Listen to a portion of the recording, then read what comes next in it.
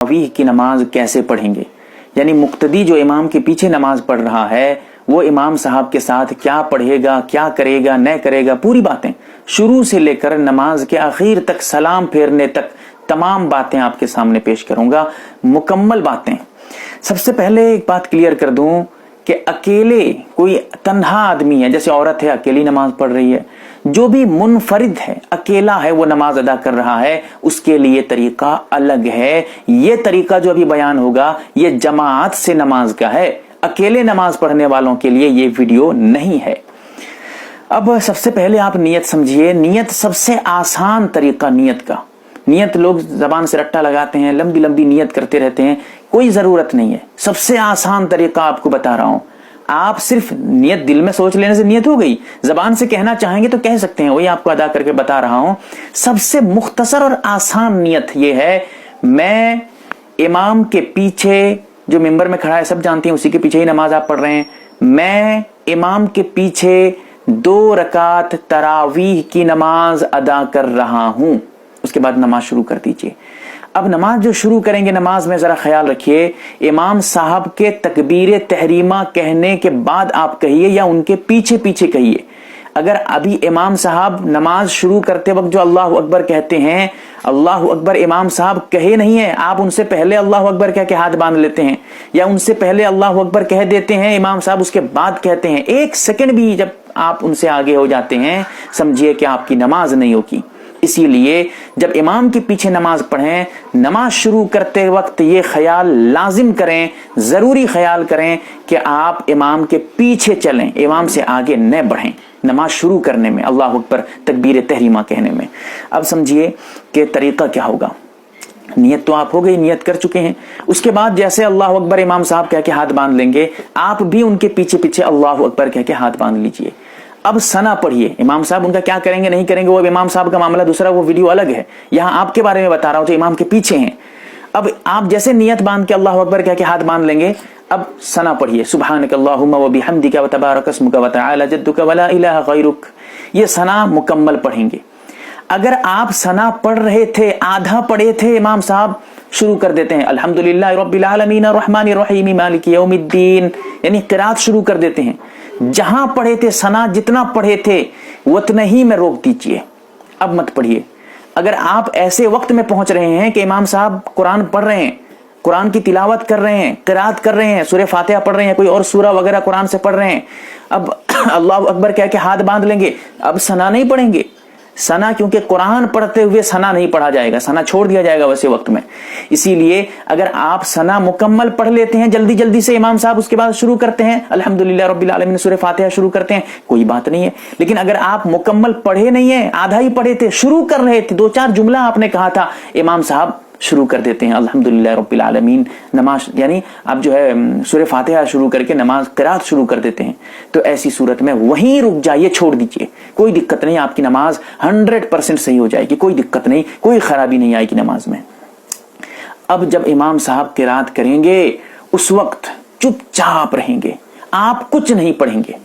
यानी जब तक इमाम साहब सूरह फातिहा पढ़ेंगे, जब तक आप इमाम साहब जो है कोई और सूरा वगैरह कुरान से पढ़ेंगे, कुरान की तिलावत करेंगे, कुछ नहीं पढ़ेंगे। आपको पढ़ने की जरूरत ही नहीं है। क्यों कहेंगे इमाम साहब पढ़ रहे हैं, हम क्यों नहीं पढ़ सकते? आप इसलिए नहीं पढ़ सकते, एक तो इमाम साहब जब क़िराअत करेंगे उस वक्त खामोश रहने का हदीस में हुक्म आया है, सही रिवायत में आया है, मुस्लिम शरीफ की रिवायत है कि जब इमाम पढ़े तो तुम चुप हो जाओ, इमाम क़िराअत करे तो चुप हो जाओ, लिहाजा चुप रहने का हुक्म। दूसरी बात यह है कि हदीस में आता है, ये हदीस इख्तिलाफी है, लेकिन सही बात यह है कि ये रिवायत काबिल एहतिजाज है, ये रिवायत काबिल एतबार है, लिहाजा इसको हदीस आपके सामने पेश कर रहा हूं। मन कान लहु इमामुन फक़िराअतुल इमामी लहु क़िराअतुन, यानी जब इमाम क़िराअत करेगा तो आप मत पढ़िए, क्योंकि इमाम का पढ़ लेना आपके लिए हो गया। यानी इमाम जो पढ़ लेंगे समझिए कि आप पढ़ लिए, इसलिए आपको अलग से पढ़ने की जरूरत नहीं है। लिहाजा इमाम जितना पढ़ेंगे आपको सवाब सब मिल जाएगा, बगैर पढ़े सवाब मिल जाएगा। क्या जरूरत है उलझने की, बगैर पढ़े सवाब मिल रहा है, चुपचाप रहिए। और कई दलाइल हैं। बहरहाल जब इमाम साहब क़िराअत करेंगे, सूरह फातिहा सूरा वगैरह पढ़ेंगे, चुप रहेंगे, आप कुछ भी नहीं पढ़ेंगे, खामोशी के साथ सुनते रहेंगे। इमाम साहब जो भी पढ़ेंगे गौर करते रहेंगे, सुनते रहेंगे इमाम साहब की तिलावत को, इमाम साहब की क़िराअत को। اسی طرح جب امام صاحب سورہ فاتحہ مکمل کر دیں گے اس وقت آمین کہیں گے، یعنی غیر المغضوب علیہم ولا الضالین. اب جب تھوڑی دیر کے لیے چپ ہوتے ہیں اس وقت آمین کہتے ہیں. وہ آمین آپ بھی کہیں گے، امام صاحب بھی کہیں گے، آپ بھی کہیں گے، لیکن آہستہ سے، چپ چاپ، سرین، آہستہ سے. اسی طرح جو میں نے بھی کہا ثنا پڑھیں گے، ثنا بھی آہستہ پڑھیں گے، زور سے ثنا نہیں پڑھیں گے. تو سورہ فاتحہ کے بعد آمین کہیں گے، وہ بھی آہستہ سے. اس کے بعد جب آمین کہتے کہتے کوئی امام صاحب اگر شروع کر دیتے ہیں سورہ فاتحہ کے بعد کوئی اور سورہ پڑھنا شروع کر دیتے ہیں، آپ نے ابھی آمین کہا نہیں ہے تو چپ ہو جائیے، اب آمین کہنے کا وقت ختم. امام صاحب سورہ فاتحہ ختم کرنے کے بعد سورہ شروع کرنے سے پہلے سورت پڑھنے سے پہلے اگر آپ آمین کہہ دیتے ہیں تو کہہ دیجئے، لیکن اگر وہ وقت نکل گیا تو اب آمین کہنے کا ٹائم نہیں ہے، اسی لیے چپ چاپ رہیے، اب کچھ مت کریے. پھر اس کے بعد جب امام صاحب رکوع کو جائیں گے اللہ اکبر کہتے ہوئے، آپ بھی رکوع کو جائیے. یہیں پر ایک پوائنٹ کی بات بتا دوں، اکثر جگہ دیکھا جاتا ہے 99% لوگ یہ غلطی کرتے ہیں، امام کے ساتھ رکوع سجدے میں جاتے رہتے ہیں، اڑتے رہتے ہیں، بیٹھتے رہتے ہیں، تکبیر کہتے نہیں ہیں. یہ بڑی غلطی ہے. دیکھیے حدیث میں جو کہا گیا ہے وہ قرات کے بارے میں، قرآن پڑھنے کے بارے میں کہا گیا ہے کہ امام کا قرآن پڑھنا آپ کا پڑھنا ہو گیا لہٰذا مت پڑھیے. لیکن امام کا قرات کے علاوہ جتنا اور ہے سب آپ کو کرنا پڑے گا امام کے ساتھ. امام کا کرنا آپ کا کرنا نہیں ہوگا. لہٰذا اگر آپ رکوع کو جاتے ہیں اللہ اکبر کہہ کے جیسے امام صاحب جاتے ہیں، آپ بھی اللہ اکبر کہتے ہوئے جائیے.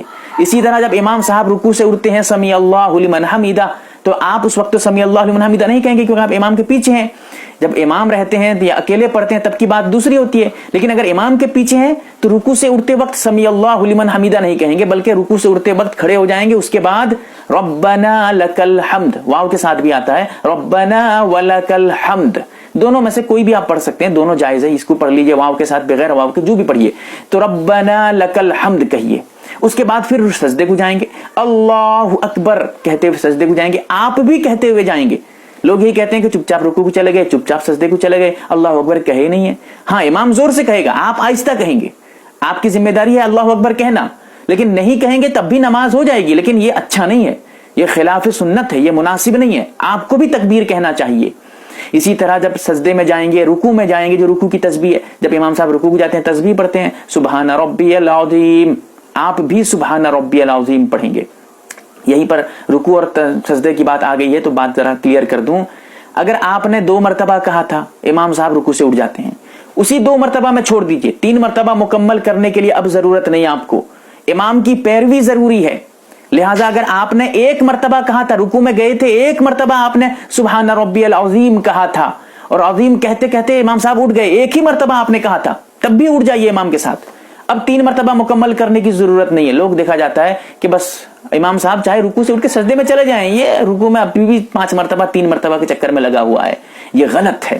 اسی لیے یہ مسائل بہت ضروری ہیں جو آپ کے سامنے پیش کر رہا ہوں، بتا رہا ہوں. تو اب جو امام صاحب رکوع میں جائیں گے، تسبیح کہیں گے، آپ کو جتنا مرتبہ ہو سکے. اگر آپ رکوع میں پہنچ چکے تھے، 1 مرتبہ بھی کہنے کا موقع نہیں ملا، پھر بھی اگر امام صاحب اٹھ جاتے ہیں، آپ اٹھ جائیے، چھوڑ دیجئے اس کو. 3 مرتبہ موقع ملا، 3 مرتبہ کہہ دیجئے. 5 مرتبہ لمبا رکوع کر رہے ہیں امام صاحب، 5 مرتبہ کہنے کا موقع ملا، 5 مرتبہ کہہ دیجئے. تو رکوع سے اٹھنے کے بعد سجدے کو جائیں گے، سجدے میں بھی یہی مسئلہ آئے گا، اسی طرح کا سجدے کی تکبیر کہتے ہوئے جائیں گے، یہی تسبیح کے یہی معاملات آئیں گے. لیکن اس میں خیال رکھیے گا، سجدے میں سبحان ربی العظیم نہیں کہیں گے بلکہ سبحان ربی الاعلی. یہاں پر ایک مسئلہ بتا دوں، رکوع میں جو سبحان ربی العظیم ہے تو ضا اگر آپ صحیح سے نہیں تلفظ کر پا رہے ہیں، سبحان ربی العظیم یا سبحان ربی العظیم، زا پڑھتے ہیں، جیم پڑھتے ہیں، نماز آپ کی ختم ہو جائے گی، فاسد ہو جائے گی. اسی لیے آپ اگر سبحان ربی العظیم نہیں کہہ پاتے ہیں صحیح طریقے سے تو سبحان ربی الکریم کاف سے کہیے. یہ بہت آسان ہے، اس میں تلفظ میں کوئی دقت نہیں ہے. پھر جب سجدے کو جائیں گے سبحان ربی الاعلی، 3 مرتبہ 5 مرتبہ جو آپ سے ہو سکے کہہ دیجئے امام صاحب کے ساتھ، لیکن پیچھے پیچھے چلنا ہے، امام صاحب کو دیکھنا ہے. اب جب 1 رکعت یعنی 2 سجدہ کر لیں گے تو کھڑے ہو جائیں گے اللہ اکبر کہتے ہوئے. اب رکعت مکمل ہو گئی، 1 رکعت. اب کھڑے ہونے کے بعد آپ کو ثنا نہیں پڑھنا ہے کیونکہ ثنا پہلی رکعت میں پڑھی جاتی ہے، دوسری تیسری چوتھی رکعت میں نہیں ہے، اسی لیے ثنا مت پڑھیے گا. اب کھڑے ہونے کے بعد چپ چاپ رہیے. امام صاحب کا کام ہے وہ اب قرات کریں گے، وہ کیا کریں گے وہ الگ مسئلہ. تو امام صاحب اب الحمد شریف شروع کریں گے، اس کے بعد پھر وہی آمین کا مسئلہ آئے گا، پھر اسی طرح ہوگا. پھر سجدے جو ہے رکوع کو جائیں گے، رکوع سے اٹھ کر سجدے کو جائیں گے، اسی طرح پہلی رکعت کی طرح ہی مکمل ہوگی دوسری رکعت. اب دوسرے سجدے کے بعد بیٹھنا ہے کیونکہ 2 رکعت آپ نے پہلے بھی نیت کی ہے کہ 2 رکعت تراویح کی نماز پڑھ رہے ہیں، تو 2 رکعت پہ بیٹھیں گے. بیٹھنے کے بعد اتحیات کا مسئلہ آئے گا، ذرا سمجھ جائیے، بڑا باریکی ہے اس میں. अत्तहियात का पढ़ना वाजिब है।